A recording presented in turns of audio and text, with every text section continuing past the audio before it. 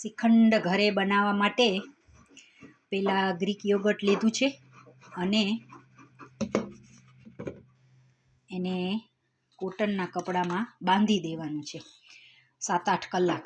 તો તમે આવી રીતના કોઈ કોટન કપડું વ્હાઇટ હોય તો વધારે સારું, પણ મને મળતું નથી, તો વ્હાઇટ કપડામાં અથવા આવા કોટન કપડામાં બાંધી દેવાથી બધું જ પાણી નીકળી જશે અને તમે ઘરે શ્રીખંડ બહાર જેવો જ બનાવી શકશો.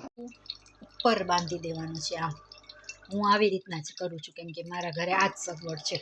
તો આવી રીતના પાણી નીકળી જશે. આવું કરું ને એટલે મને કૃષ્ણ ભગવાન ને ગોકુળ ને માખણ ને એ બધું યાદ બહુ આવે. 7 થી 8 કલાક મેં આ દહીંને બાંધી દીધેલું, તમે જોઈ શકો છો.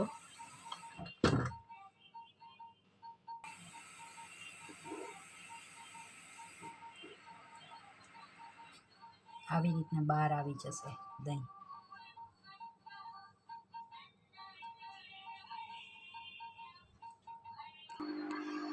બધું જ પાણી દહીંમાંથી નીકળી ગયું છે. શેકેલી બદામનો ભૂકો. આ મશીન બહુ સારું આવે છે અને આમાં આપણે 1 વાટકી સફેદ ખાંડ, વ્હાઈટ શુગર નાખવી પડશે. બ્રાઉન શુગર નહીં ચાલે, નાખી શકાય એવું કંઈ નથી.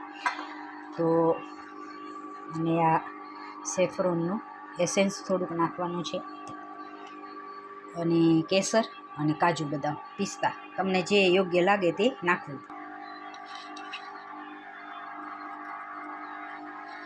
બદામ છે શેકેલી, એર ફ્રાયરમાં શેકેલી છે અને આ મશીન પણ બહુ સારું આવે છે.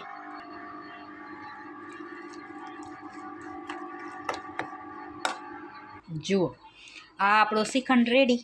બહુ ઇઝી છે અને ઘરનો બનાવેલો, એકદમ હેલ્ધી અને બની પણ જલ્દી જાય. દહીં બાંધી દેવાનું છે બસ તમારે, ને કાજુ બદામ જે તમને ફ્લેવર નાખ્યું હોય.